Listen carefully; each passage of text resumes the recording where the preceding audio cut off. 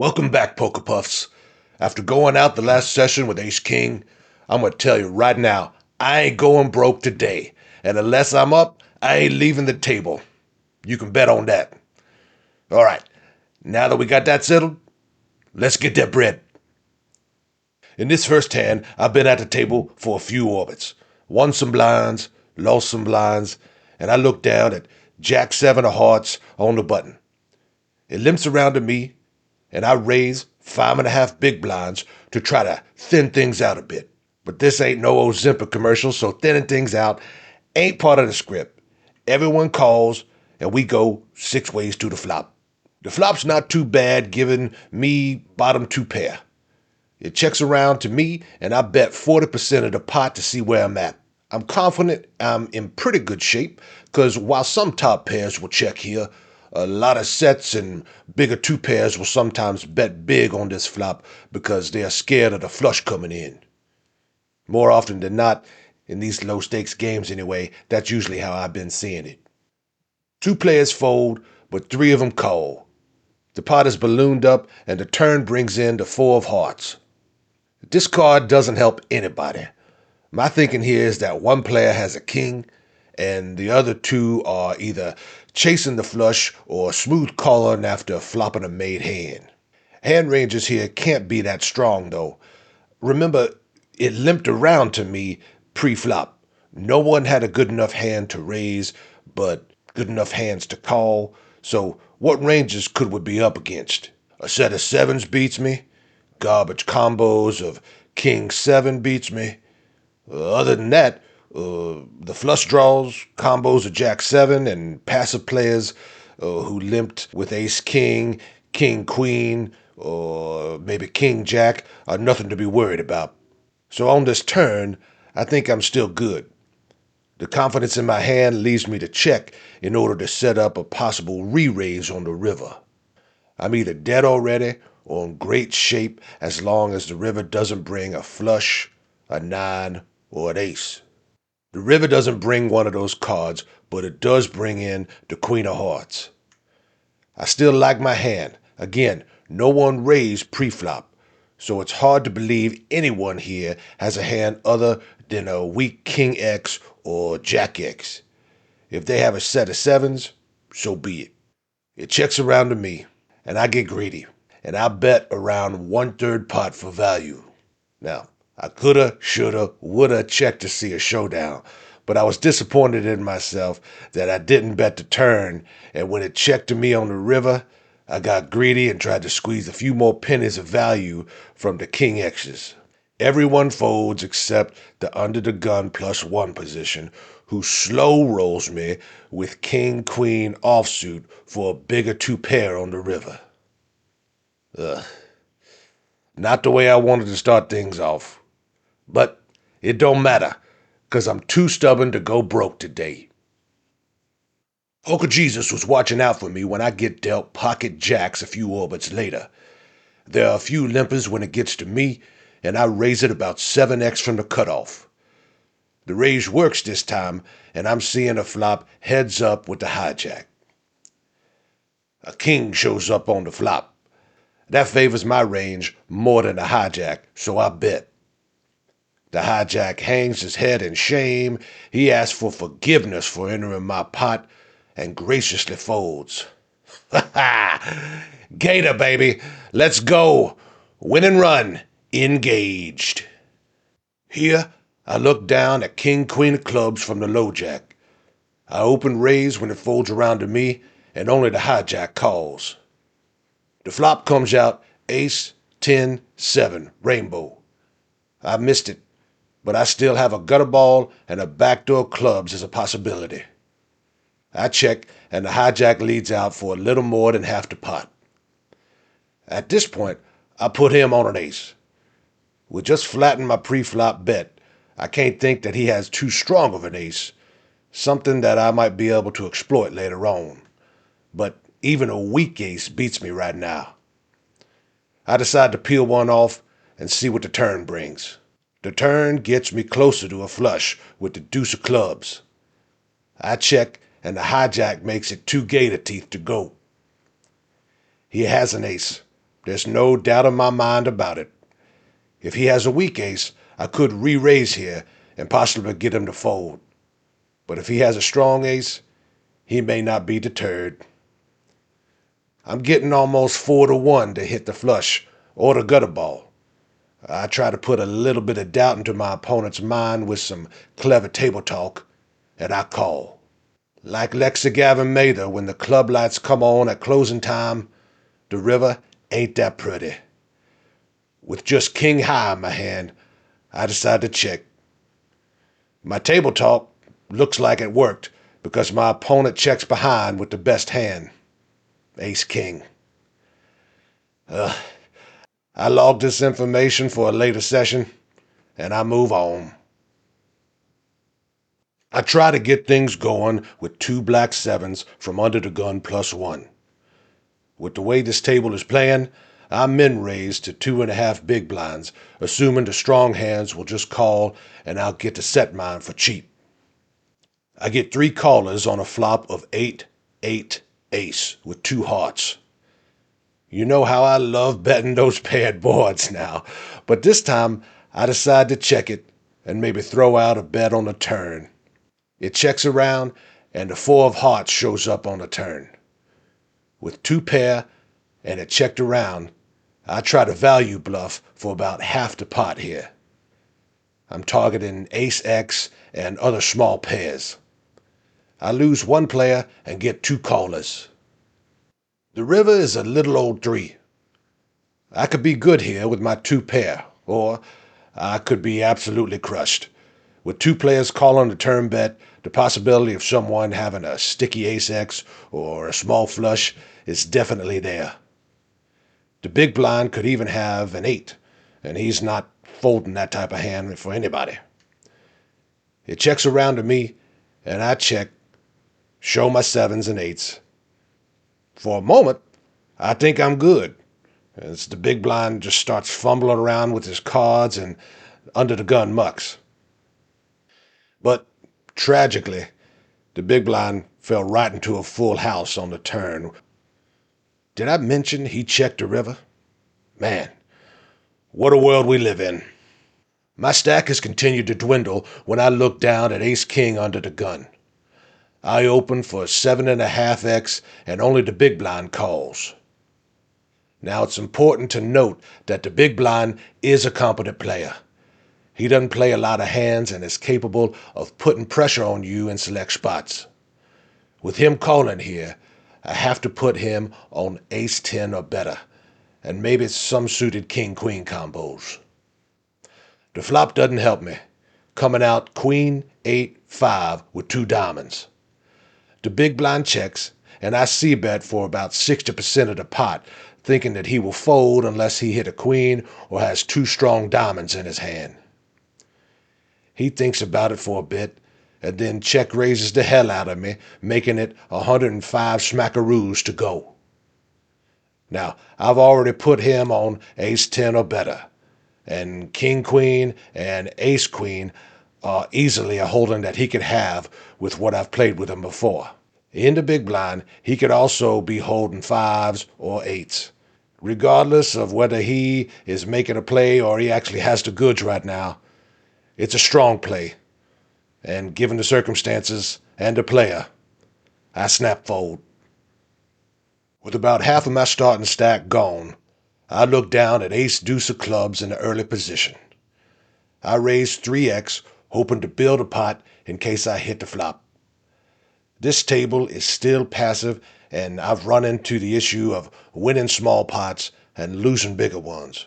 So switching it up here with smaller raises is an effort to try to curb that trend.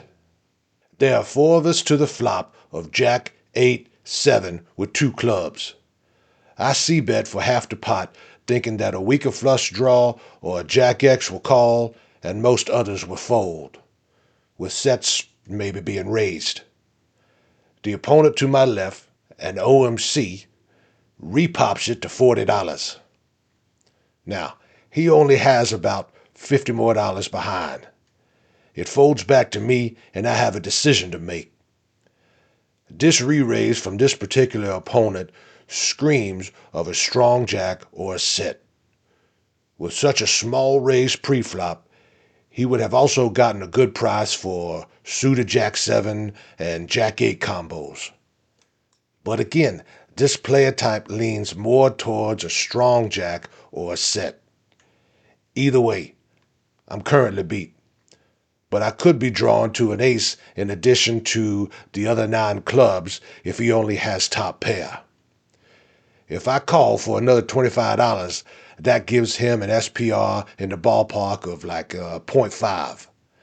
I assume he is going to jam the turn with a strong jack or better. So I decide to get it all in now. I could be drawn to 12 outs, and I would rather get it in drawn to those outs twice instead of just once. Also, if a club does come on the turn, how likely am I to get paid off from this player type who is trying so valiantly to protect his hand? I go all in. He snaps for his last $50 and change and proudly flips over King Jack. His speech about his entire net worth being at risk is cut short when the ace of hearts shows up on the turn. As I'm stacking his Social Security check, he asks me for some financial advice. I say, "Hey brother, you should learn the code." He says, "What's that?" I ask him to let me see his phone and I'll pull up some resources for him. He hands me his phone and it's a Nokia 3310. Oh, I hand it back to him and say, "I'm sorry brother, I can't help you. Have a good day, sir." He tries to interject, but I cut him off. "I said good day, sir." The beautiful ace-king of spades on the button. It folds around to the cutoff, who limps, and I open for 7.5x. It folds back to the cutoff, and he calls. This is the same opponent that check-raised me off the table on that Queen 8-5 board a few hands ago. The flop comes out looking like me and Zendaya's babies would. Absolutely gorgeous. My opponent checks. With top pair, top kicker, and a nut flush draw, I have to start getting money into this pot. I bet half the pot. I'm targeting a king and a weaker flush draw to come along. The cutoff just calls. While he, in particular, is certainly capable of just calling with a set, I think it's more likely that he has a king. The turn is a king of clubs. This is absolute gator, baby. If my opponent has a king, I'm getting paid on all 3 streets. Thinking about the previous hand with this opponent where he check-raised me big, and I'm pretty sure he had it, I make it about a 1/4 size pot to induce a similar check-raise from him if he does have a king. He wastes no time check-raising and throws out $80 for about a 3x re-raise. Now, it is possible he has a set of 8s, or even 3s. Remember, he limped pre-flop. But a weak king seems likely, and I think that a flop set might have at least min-clicked it on the flop. With me betting all the way so far, he has to put me on something, and we may even have the same hand. I call, and the river card is a 9 of diamonds. I can't see that this has helped him at all. If it's checked to me again, I intend to bet about half the pot for value, maybe a little more. But I don't get the chance for that when he leads out for another $80. My alarm bells start going off. With our stack sizes being pretty similar, $80 is such an unsettling bet because it gives about 4 to 1 to call. It practically begs me to call. So then, I start thinking, well, maybe he did flop a set of 8s or a set of 3s. Could he have King 9 and caught it on the river? King 8 is also possible. Having a king in my hand with this type of bet on the river, I feel like I may have been trapped this whole time as opposed to being the one setting the trap. Man, that's uglier than the devil's taint right there, boy. I mull it over for like 60 seconds or so. I think trip kings is just too strong to fold, and I could be up against king queen or ace king just as easy as I could be up against pocket eights. It's a tough decision, but I call, and he shows king eight of hearts. He had me the whole way. Damn it. Nice hand, man. Well played. Well, the good news is that I still have a few chips left. And since I've already established that I'm too stubborn to go broke, I play on. With an embarrassing amount of chips in front of me, the wolves are scratching at the door. From the big blind, I look down at ace deuce of diamonds, and the only thing that I'm thinking is, you know what?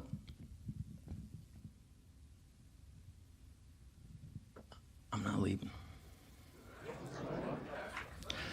I'm not leaving. Under the gun limps, and the cutoff opens to 5x. The small blind calls. I move all in for my massive stack of 33, and all of three of them call. Nobody raised to isolate, so I'm feeling pretty live. With a potential and much needed quadruple up at stake here, the flop comes ace 7-4. I hit top pair, and there's a chance I might actually be good here. The chance gets better when everyone checks the flop. The six of diamonds comes out, and everyone checks again. Come on, baby, let's go. The river is a jack. No flushes. It checks around again. I flip over my hand, and I'm not fucking leaving! The show goes on! This is my home! They're gonna need a fucking wrecking ball to take me out of here! They're gonna need to send in the National Guard or fucking SWAT team, cause I ain't going nowhere! My ace is good, baby. I'm back in business. Now that I got some chips back, let's see if I can turn it into some profit and turn this session into a winning one. I waste no time putting these chips to work as I open raise from early position with 10-7 suited. This is not an advised play, but I'm feeling good after my quadruple up, and more importantly, the table dynamic has changed tremendously in my favor, and I'm looking to make some moves on a few specific players that have sat down to the table. I get 4 callers to a flop of 7-6-3 rainbow. I check with the intention of check raising, but no one wants anything to do with this hand, and it checks around to me. The turn is a good card, bringing in a 4-liner to the straight. With no one showing any desire to take this pot, I lead out for about a half pot size bet, targeting 6x and possibly some flush draws. No callers though, and I take down this pot on my way to rebuilding. Later on, I pick up 9s in the low jack spot. It limps to me, and I raise 5x to go. I get 2 callers, and the flop is a monotone ace 8-3. With 2 callers, this could have hit someone. While an ace is unlikely, an 8 or a diamond flush draw is possible. I confirm I have the 9 of diamonds and decide that 15 into 32 is the ideal bet. I'll get smooth called by single diamond draws, made flushes, and possibly an ace, but not too much else. My intuition serves me correct, and both players don't have anything they want to continue with. They both fold. Another pot my way, and my stack is growing slowly but surely. I am too stubborn to go broke today. With about $216 effective, I pick up ace-queen in the small blind. I've been opening more pots in the last hour with a variety of holdings, so having a hand as strong as this could be disguised. I get 2 callers, and we are 3 ways to a flop. The flop is Jack 9 deuce with 2 spades. I'm first to act, so I check for pot control. It checks around, and the turn pairs the board with the Jack of clubs. I check, and both opponents quickly check as well. So, what's their range? Ace X is plausible here, as are spade draws. A jack is possible, but with 2 jacks on the board, I'm thinking Ace X or a medium strength flush could be the likely holdings for my opponents. The river pairs my ace, but brings in the flush draws well. I'm beating most ace X's, so the flushes are my only worry right now. I check to see what my opponents do and possibly see a showdown for free. The low jack tosses in a 40% pot size bet. The button folds, and I decide to look him up with an ace. With the way the hand played, our opponent could easily have a weaker ace. I call, and the villain flips over ace-7, giving me another check in the win column. I said it before, I'll say it again. I am too stubborn to go broke today. Nearly back to even. For the last hand of this vlog, I look down at Queen 10 in the small blind. 6 players limp, and in a rare moment of complacency, I check my option and we go 7 players to the flop. The flop doesn't disappoint, giving me trip queens on a rainbow board. I like to stay consistent on these paired boards and lead out more often than not, regardless of my holdings. I bet about half the pot to see if anyone wakes up with a hand. The low jack calls and everyone else folds, having us going heads up to the turn. For him to call here, his range is most likely combos of 10-9, Jack X, and some 9X. Remember, it's a limp pot, so anything is on the table, but I can't put him on anything too strong. If he just limped with a pair of jacks or a stronger queen, he got lucky, and he's going to get paid off. The turn is a 9 of diamonds. Hands like Jack 9 improve, but are still behind in my trips. There's also a backdoor diamond flush out there now, too. I make it about 60% of the pot, and the villain calls. The river brings in the backdoor flush, but fails to improve most of the likely holdings like Jack X, 9X, and Jack 9. I still feel good about my hand, and I lead out for some value with a bet of a little less than half the pot. If I get re-raised here, I'm most likely smoked, and it's an easy fold.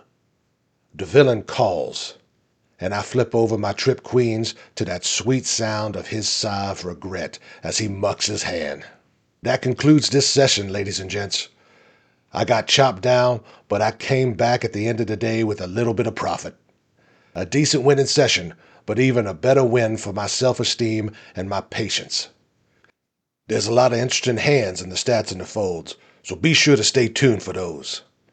And remember, whole hog if you got it.